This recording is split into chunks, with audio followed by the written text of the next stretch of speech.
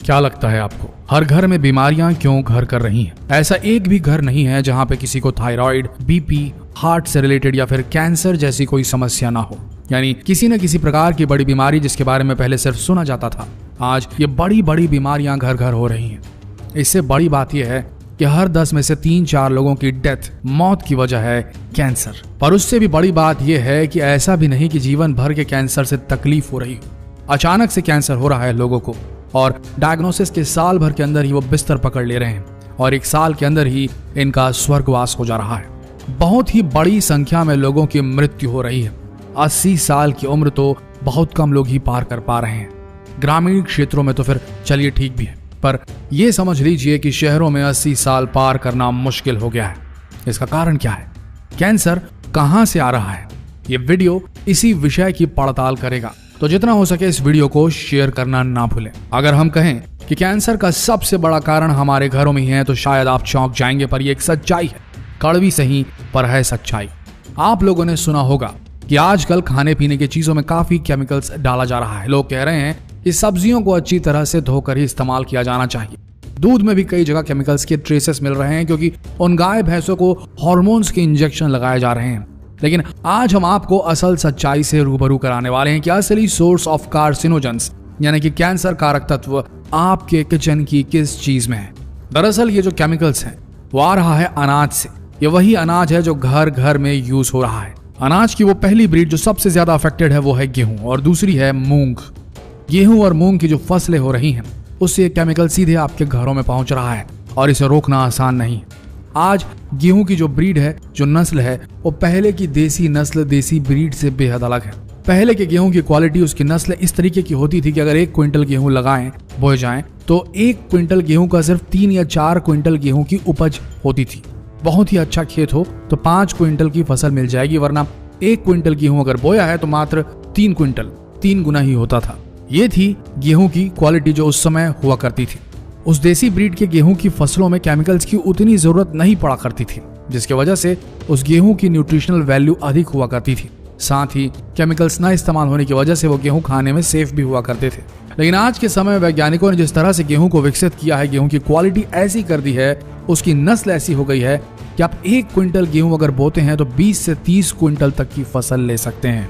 मतलब 1 क्विंटल गेहूं का बीज 30 क्विंटल यानी कि 20 से 30 गुना होने लगा है। जो 3 गुना होता था वो 30 गुना हो रहा है। सोच कर देखिए, यहाँ फसल तो अच्छी मिल रही है, पर चूंकि फसल ज्यादा लेनी है तो ऐसे में गेहूं की पैदावार ज्यादा हो, इसलिए इसमें केमिकल्स डालने बहुत जरूरी हो जाते हैं, जैसे यूरिया, डीएपी, साथ ही तेज कीटनाशक पेस्टिसाइड्स की भी जरूरत पड़ती है। अगर किसान इनका यूज नहीं करेंगे तो गेहूं की पैदावार नहीं होगी। यूरिया अगर आप नहीं डालेंगे तो पैदावार नहीं मिलेगी, और इसके अलावा भी अगर डीएपी नहीं डालेंगे, अलग अलग कंपनियों के फॉर्मूले नहीं इस्तेमाल करेंगे, तो आपको पैदावार मिलेगी ही नहीं। गेहूं की क्वालिटी ऐसी हो चुकी है जो खाने में स्वादिष्ट भी नहीं रही और साथ में तेज केमिकल का इस्तेमाल भी इन्हें उगाने में करना पड़ता है, जो इन्हें बेहद खतरनाक और कैंसर कारक बना रहा है। क्योंकि बगैर केमिकल डाले गेहूं होगा ही नहीं, और जो भी जहर डाले जा रहे हैं, केमिकल डाले जा रहे हैं, गेहूं पकने के बाद, कटने के बाद उसको उसमें से नहीं निकाला जा सकता।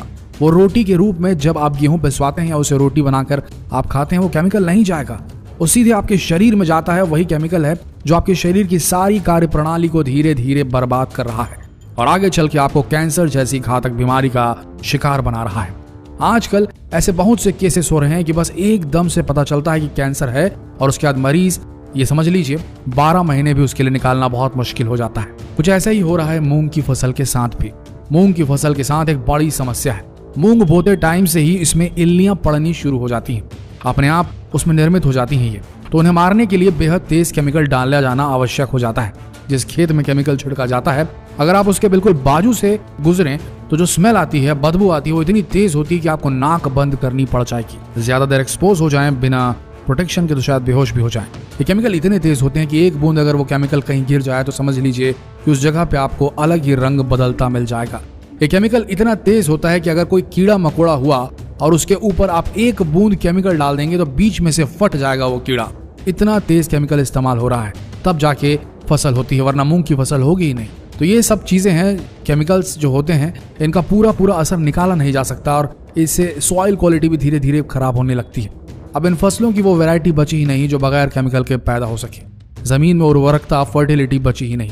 अब सवाल ये उठता है कि क्या इन केमिकल से बचने का कोई भी रास्ता है तो सही, पर प्रैक्टिकली पॉसिबल नहीं है। आज की भारतीय कृषि के परिप्रेक्ष्य में असंभव है। रास्ता यह है कि सिर्फ गोबर खाद डाली जाए, और यह मुमकिन नहीं, क्योंकि जितने बड़े पैमाने पर खेत हैं, आज भारत में खेती किसानी होती है, उतने बड़े पैमाने पर गोबर होता ही नहीं। ग्रामीण क्षेत्रों में आप देखें तो जानवरों को पालना, या तो जो लोग गाय भैंस पालते हैं, बहुत कम हो चुका है। लोगों ने पालना छोड़ दिया क्योंकि उनको पालना महंगा हो गया है।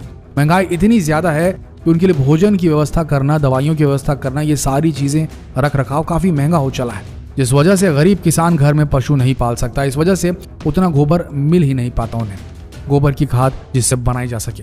गोबर खाद लेने जाएंगे तो 200 रुपए किलो से ज्यादा मिलेगी आपको, अगर आप किलो से खरीदेंगे तो। एक किसान जिसके पास 10 एकड़ ही जमीन होगी, उतना गोबर खाद कहां से लाएगा? बना ही नहीं सकता वो खुद, क्योंकि अगर करेगा तो फिर उसको इसके लिए बहुत ज्यादा पैसा देना पड़ेगा। चलिए मान लीजिए देसी फसलों की नस्लों को बचाने के लिए अगर वो ज्यादा पैसा लगा के गोबर खाद बना के गेहूं की फसल ले भी ले, तो गेहूं की खरीदी कीमत ज्यादा होनी चाहिए, जो है नहीं। अगर खरीदी कीमत में इजाफा नहीं किया गया तो किसान को लाभ होना इम्पॉसिबल है। ऐसे में किसान इतनी लागत लगाकर क्यों देसी नस्ल की फसलें उगाए? वो तो जाएगा ही हाइब्रिड नस्ल और केमिकल इस्तेमाल करने की दिशा में। अब सवाल उठता है कि इसमें कौन सहायता कर सकता है? तो आपको बता दें, इसमें सिर्फ शासन ही मदद कर सकता है, सरकार ही मदद कर सकती है। सरकार और एनजीओज को यह प्रयास करना होगा कि किसान देसी नस्ल, नॉन जेनेटिकली इंजीनियर्ड फसलों की तरफ जाए।